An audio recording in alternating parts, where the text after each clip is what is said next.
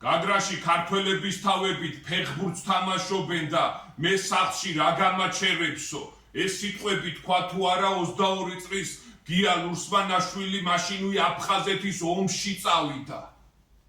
მოხალისედ წავიდა, მას არანაირი საბრძოლო გამოცდილება არ ქონია, მაგრამ ვეღარ მოითმინა ახალგაზრდა გმირი ვაჟკაცის გულმა და ომში წავიდა. იგი თეთრი არწივის საარტილერიო ბატალიონში ჩაეწერა.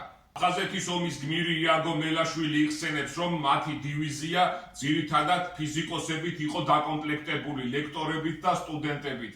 გია ლურსმანაშვილიც ერთ-ერთი იმათთაგანი იყო და ყველას ძალიან უყვირდა მათი გამბედაობა და მათი სულისკვეთება, მათი მებრძოლი ჟინი. სტუდენტები, რომლებიც აფხაზეთის ომში წავიდნენ და სისხლის ბოლო წვეთამდე იბრძოდნენ. ლურსმანაშვილი ყუმბანტყორცნი იყო, მისი ჯარისკაცი ძმაკაცები იხსენებენ, რომ გიას თურმე ციტრუსას ეძახდნენ. ერთხელ იმდენი მანდარინი უჭამია, რომ სულ გაყვითლებულაო და ასე იგონებენ, ასე ღიმილით იგონებენ მის ამაყდას პეტაკსულს.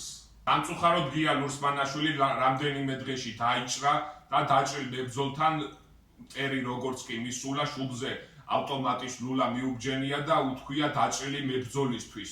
ან საქართველოს შენ სამშობლოს შეაგინეო და გაგიშვებ ცოცხალსო. ან კიდე ეხლავე ჩაგცხრილაო და გიას მაშინვე ქართული ხალხური სიმღერა წამოუწყია და სიმღერა ქართულად დაუჭექავს მებრძოლს.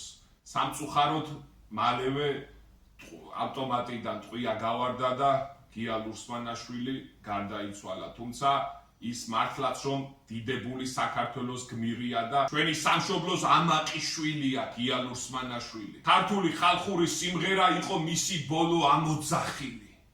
2018 წელს გია ლურსმანაშვილის ძმას გადაეცა მეორე ხარისხის ვახტანგ გორგასლის სახელობის ორდენი, რომლითაც დაჯილდოვდა ჩვენი საქართველოს გმირი გია ლურსმანაშვილი.